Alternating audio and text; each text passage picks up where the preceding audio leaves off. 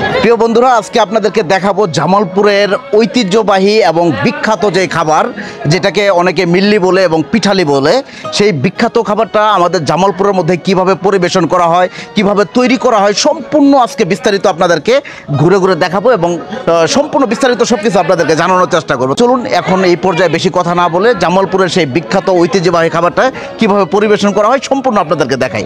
চলেন।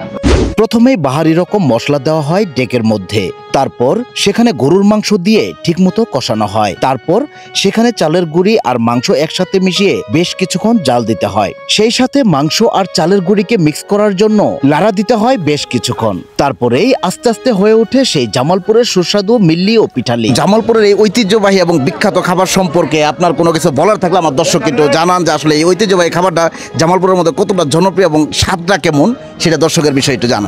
আমাদের জামালপুর এবং মেলান্দ থানার সবচেয়ে ঐতিহ্যবাহী খানা হলো মিল্লি, বাংলায় বলে পিঠেলি। আচ্ছা, এটা আমাদের সবচেয়ে প্রিয় খানা, সবচেয়ে জনপ্রিয়ত খানা। আচ্ছা, আমরা এই খানাটারই বড় মনে করি। মানে আমাদের কোনো অনুষ্ঠান বা বিভিন্ন, মানে আমাদের জামালপুরের মধ্যে এক কথায় বিখ্যাত খাবারই যেটা আমরা বলি, এটা সুস্বাদুটা কেমন সেই বিষয়টা জানান। এটা কবিতর গুস্ত যে সুস্বাদু আছে না, তার চেয়েও শতগুণ বেশি আমাদের। আচ্ছা, প্রিয় দর্শক, আপনারা খাইলে বুঝবেন না, আপনারা দর্শক যারা আছেন তারা এই পিঠেলি ভাত খাইলে বুঝবেন যে এর সুস্বাদুটা কি।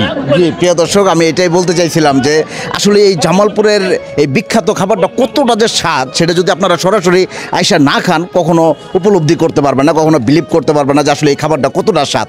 তো আমাদের জামালপুরের এই ঐতিহ্যবাহী খাবারটা খাওয়ানোর জন্য আপনাদেরকে দাওয়াত থাকলো, অবশ্যই জামালপুর আসবেন এবং আমাদের এই বিখ্যাত মিল্লি এবং পিঠালিটা খাওয়ার চেষ্টা করবেন। সবাই ভালো থাকবেন, সুস্থ থাকবেন। আসসালামু আলাইকুম।